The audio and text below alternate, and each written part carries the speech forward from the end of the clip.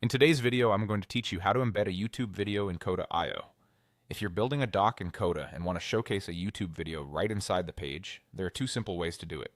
I'll start with the quickest method, then show you a more structured option using the slash command so you can pick whichever fits your workflow. First up, the copy and paste method. Open the YouTube video in your browser and copy the URL directly from the address bar. That's the full link at the top of your browser window. You don't need the embed code or anything special, just the standard video link. Now switch over to your Coda doc and click onto the canvas where you want the video to appear. Paste the link right onto the page.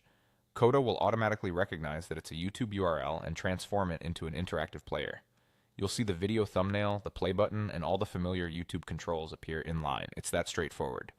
This approach is great when you already have the video open and you just want to drop it into your doc quickly.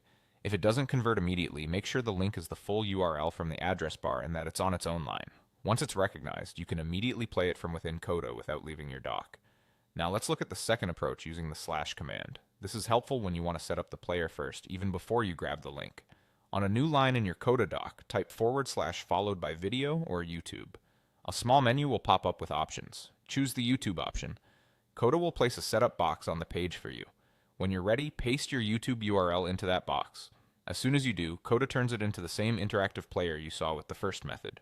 This method is handy when you're laying out your page structure ahead of time or collaborating with others who might add the link later.